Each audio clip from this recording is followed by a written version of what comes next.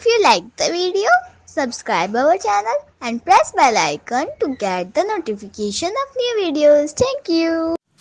Hello everyone, I welcome you on my YouTube channel Apex Tutorials, and today in this video I am going to present the summary of the chapter The Last Lesson by Alphonse Daudet. Actually, what is the story? The story is historical event generated a fact.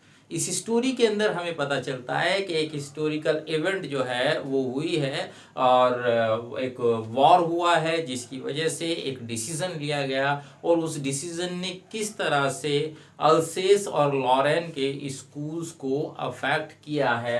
So let we start.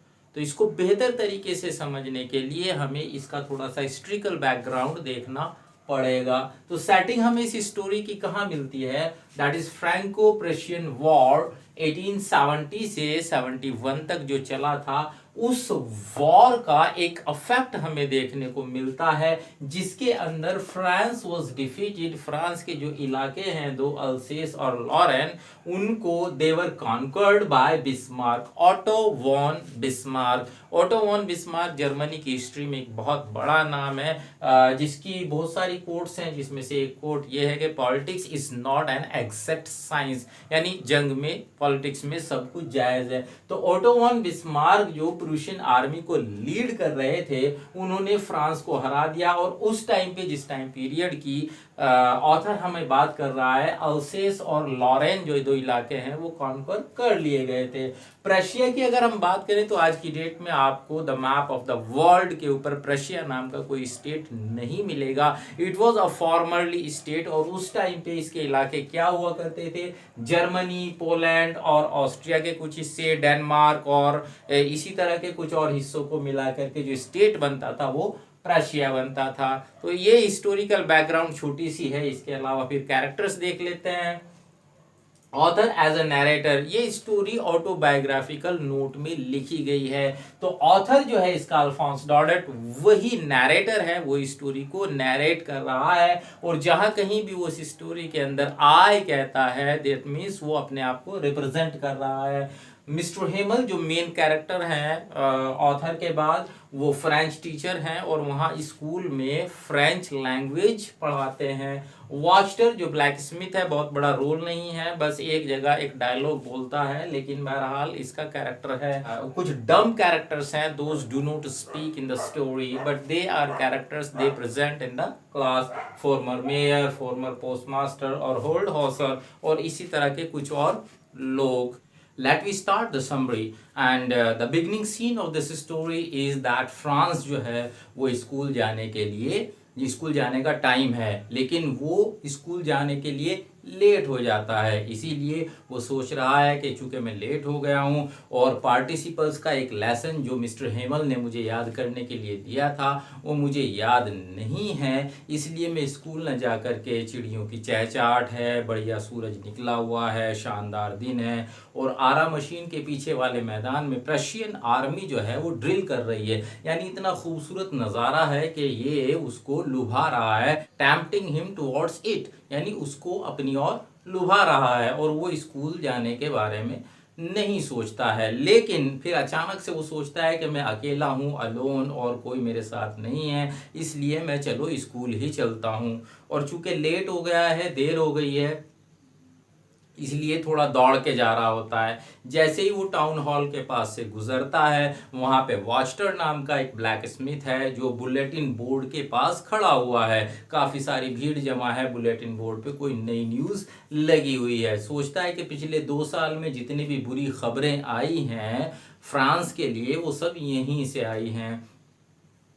तो वॉस्टर उसे आवाज़ देता है और कहता है कि तेज़ी से दौड़ के जाने की ज़रूरत नहीं है, वो टाइम से पहले स्कूल पहुंच जाएगा. उसकी समझ में नहीं आता. फ्रांस सोचता है कि वो उसका मजाक बना रहा है और वो दौड़ करके हांफता हुआ मिस्टर हेमल के गार्डन में पहुंच जाता है. लेकिन वहां पहुंचते ही उसे थोड़ा सा हैरानी होती है. हैरानी ये होती है कि वहां पहुंचने के बाद अक्सर usually he listen various sounds and voices, बच्चों के बोलने की आवाज़ें, डेस्क के इधर उधर खिसकने की आवाज़ें, मिस्टर हेमल के रूलर के मेज़ पर पटके जाने की आवाज़ें, but nothing was there at that time. लेकिन उस टाइम वहाँ पे कुछ भी नहीं था। तो थोड़ा वो अ लिटिल बिट कन्फ्यूज्ड, वो थोड़ा सा कन्फ्यूज होता है, सोचता है कि कहीं आज संडे तो नहीं है, but it was not Sunday. फिर वो विंडो से झांक कर के देखता है, he peeped through window inside the classroom and what he sees, क्या देखता है? वो देखता है कि सभी बच्चे अपनी अपनी डेस्क पे बैठे हुए हैं और मिस्टर हेमल अपने रूलर को बगल में दबाए हुए इधर उधर टहल रहे हैं। वो सोच रहा था कि बच्चों के शोर और इधर उधर दूसरे शोर के बीच में वो चुपचाप जाकर के बैठ जाएगा और टीचर को पता नहीं चलेगा। लेकिन everything was silent eight that time. अब सब कुछ खामोश था, इसीलिए वो चुपचाप ऐसे जाकर के नहीं बैठ सकता था। उसे दरवाज़ा खोल के सबके सामने से ही अंदर जाना था। अब जैसे ही वो जाता है अंदर तो मिस्टर हेमल, वो थोड़ा डर रहा है, he was a little bit afraid of the scolding as well as the beating of mister Hamel. लेकिन इट वॉज वॉट स्ट्रेंज, कुछ भी नहीं था, बिल्कुल एकदम बदला हुआ। मिस्टर हेमल बड़े प्यार से शालीनता से बोले, आओ आओ छोटे फ्रांस, हम तुम्हारे बिना ही शुरू करने वाले थे। और वो जाकर के अपनी जगह पर बैठ जाता है। अब वो थोड़ा ध्यान देता है कि मिस्टर हेमल ने क्या पहना हुआ है, मिस्टर हेमल की ड्रेस के ऊपर ध्यान देता है। मिस्टर हेमल ने जो है ग्रीन कोट पहना हुआ है और फ्रिल्ड शर्ट, उनकी जो है झालरदार जो शर्ट है वो पहनी हुई है। इसी के साथ उन्होंने ब्लैक सिल्क, काली रेशम की टोपी लगाई हुई है। Usually he put on this dress on Sundays and on prize distribution days, यानी स्पेशल ओकेजन्स पे वो ये ड्रेस पहनते हैं। अब बहुत सारी चीज़ें उसे परेशान कर रही हैं, वॉशटर का पुकारना, स्कूल का साइलेंट होना, मिस्टर हेमल का बिहेव और मिस्टर हेमल की ड्रेस, तो nothing, he has no answer for all these things. इनके लिए उसके पास कोई भी जवाब नहीं होता और एक के बाद एक नए नए हैरान कर देने वाले मामले उसके सामने आ रहे होते हैं। अब वो थोड़ा क्लास की तरफ ध्यान देता है। क्लास में जो पिछली बेंचेस हैं, बैक बेंचेस, उनके ऊपर जो है काफ़ी सारे गांव के लोग बैठे हुए हैं, जिसमें फॉर्मर मेयर है, फॉर्मर पोस्ट मास्टर है, ओल्ड हॉसर है और कुछ और लोग भी बैठे हुए हैं। उसकी समझ में कुछ नहीं आ रहा है कि ये हो क्या रहा है। इतने में मिस्टर हेमल जो है वो चेयर के ऊपर खड़े होते हैं और वो अनाउंस करते हैं कि बर्लिन से ये ऑर्डर आया है कि from the next day French will not be taught in the schools of Alsace and Lorraine and inspired of in the place of it German will be taught from the next day and new German teacher will join from the next day. तो इतना सुनते ही France कहता है कि these words were just like a thunderclap for me, वज्रपात, बिजली सी गिर गई इन वर्ड्स से उसके ऊपर और एक एक चीज़ जो है वन बाय वन उसकी समझ में आने लगी कि यही खबर बुलेटिन बोर्ड पे लगी हुई थी, इसीलिए वॉस्टर ने उसे पुकार के कहा था, इसीलिए यहाँ शांति है। और अपनी 40 साल की सर्विस के बाद फ्रेंच लैंग्वेज का जो लास्ट लेसन आज लेने वाले हैं, उस अपनी भाषा के नेटिव लैंग्वेज के सम्मान में मिस्टर हेमल ने आखिरी दिन ये ड्रेस पहनी हुई है।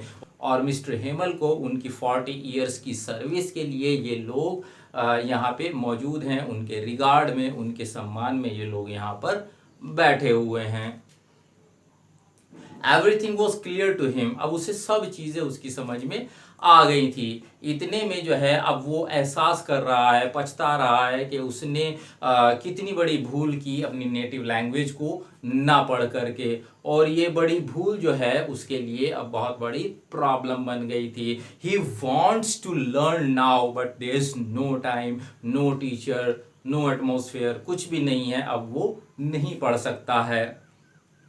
और इसी के साथ मिस्टर हेमल के बारे में जो पहले से उसका ख्याल था, उसकी सोच थी, वो भी बदल जाती है। वो ये सोचता है कि मिस्टर हेमल जो है एक स्ट्रिक्ट टीचर हैं, इनह्यूमन हैं और स्कॉल्डिंग करते हैं, बीटिंग करते हैं, मारते पीटते हैं, डराते धमकाते रहते हैं। लेकिन इसी के साथ वो जैसे आज उसे ये अनाउंसमेंट का पता चलता है, मिस्टर हिमल के बारे में उसकी राय जो है चेंज हो जाती है, बदल जाती है। अब वो मिस्टर हिमल जो है उसे एक पुअर फिगर नजर आने लगते हैं, जिन्होंने पूरी मेहनत के साथ 40 साल यहाँ बच्चों को पढ़ाने की कोशिश की मगर बच्चे नहीं पढ़ पाए। वो ये सब कुछ सोच ही रहा होता है कि इतने में मिस्टर हिमल आते हैं और उससे पार्टिसिपल्स के ऊपर उसका जो लेसन दिया गया था लर्न करने के लिए, उसे सुनाने के लिए कहते हैं।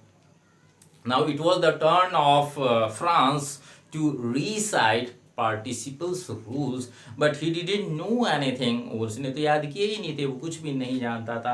हालांकि वो चाहता था कि उन पार्टिसिपल्स के सारे रूल को बिना रुके फ्लॉलेसली जो है वो जो है बिना किसी मिस्टेक के सुना दे।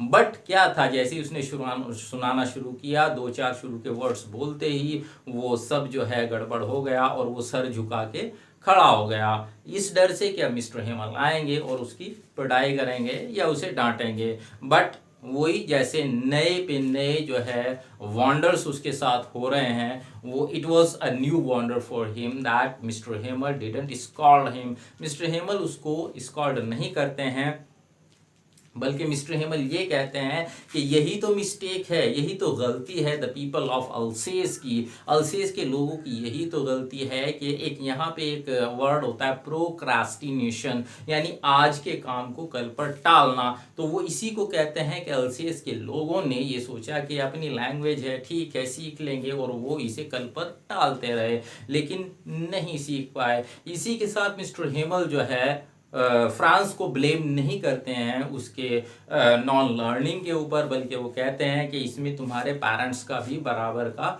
रोल है। तुम्हारे पेरेंट्स जो हैं उन्होंने तुम्हें अर्निंग पर्पस के लिए फैक्ट्रीज में भेज दिया काम करने के लिए और तुम्हारी पढ़ाई के ऊपर ध्यान नहीं दिया। इसी के साथ वो अपने आप को भी ब्लेम करते हैं। वो कहते हैं कि मैंने भी तुमसे अपने मछली पकड़ने के शौक को पूरा करने के लिए तुम्हारी कभी भी छुट्टी कर दी और तुमसे अपने गार्डन में काम कराया। इस तरह से वो ब्लेम करते हैं उनकी नॉन लर्निंग के ऊपर या फ्रेंच लैंग्वेज ना सीख पाने के ऊपर। इसी के साथ फिर मिस्टर हिमल जो है वो appreciates French language, French language की तारीफ करते हैं और वो कहते हैं कि it is the most beautiful language of the world, it is most clear, it is most logical. ये बहुत ज़्यादा क्लियर और बहुत ज़्यादा लॉजिकल लैंग्वेज है, दुनिया की सबसे ज़्यादा खूबसूरत लैंग्वेज है। और वो कहते हैं कि if one has his on native language it is just like अ की टू प्रिजन टू दैम। वो कहते हैं कि ये नेटिव लैंग्वेज अगर कोई जानता है तो ऐसा है ये जैसे उसके कैद हो जाए वो, या कोई मुसीबत की घड़ी आ जाए तो उसमें उसके लिए उस मुसीबत के ताले की चाबी की तरह है। अब वो ग्रामर की बुक खोलते हैं और ग्रामर का लेसन पढ़ाना शुरू करते हैं।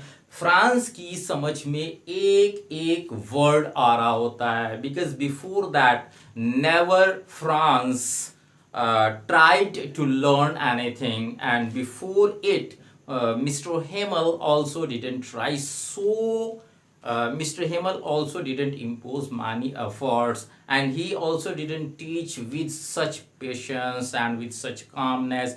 इतनी शांति के साथ, इतने धैर्य के साथ मिस्टर हिमल ने भी इससे पहले कभी नहीं पढ़ा। दोनों तरफ से एफर्ट्स लगाए जा रहे थे, दोनों तरफ से कोशिश की जा रही थी। और टीचिंग लर्निंग प्रोसेस तभी बढ़िया कामयाब होता है जब लर्नर और टीचर जो हैं दोनों की तरफ से एफर्ट्स लग रहे होते हैं। तो अब जो है उसकी समझ में सब कुछ आ रहा है और उसे ये लग रहा है कि अगर इसी तरह चलता रहा तो बहुत जल्दी वो फ्रेंच लैंग्वेज सीख जाएगा। इसके बाद उनका राइटिंग का लेसन शुरू होता है और राइटिंग के लिए कहता है कि फ्रेश कॉपीज जो है मिस्टर हिमल लेके आए हुए हैं और वो जो उनके डेस्क के ऊपर रॉड लगी हुई है उससे वो टंगी हुई हैं, झंडियाँ सी में दिखाई देती हैं और जिनके ऊपर आज का जो उनका राइटिंग लेसन था वो था, उसके ऊपर पेपर पे लिखा हुआ था फ्रांस अल्सेस, फ्रांस अल्सेस। अब वो उसको लिखना शुरू कर देते हैं। कहता है कि एवरीथिंग वाज साइलेंट, सब कुछ साइलेंस था, पिन ड्रॉप ऑफ साइलेंस था और सिर्फ जो आवाज़ें आ रही थी वो पेन की स्क्रैचिंग की आवाज़ें आ रही थी जो पेपर के ऊपर घिस रहा था। कहता है कि इसी दौरान कुछ बीटल्स जो हैं, कुछ भौरे जो हैं वो क्लास के अंदर आ गए, but no one paid attention to them, किसी ने भी उनकी तरफ ध्यान नहीं दिया, सब अपने काम में लगे रहे। इसी दौरान उसे छत के ऊपर कबूतरों के बोलने की आवाज़ें सुनाई देती हैं और वो सोचता है कि will they teach them to sing in German, क्या वे लोग यानी जर्मन के जो लोग हैं, वो जर्मनी के जो लोग हैं वो इनको भी जर्मनी में ही गाना सिखा देंगे? No, it is impossible. तो यहाँ वो कहता है कि मैन ओनली कंट्रोल्स मैन, यानी इंसान इंसान को कंट्रोल कर सकता है या करता है।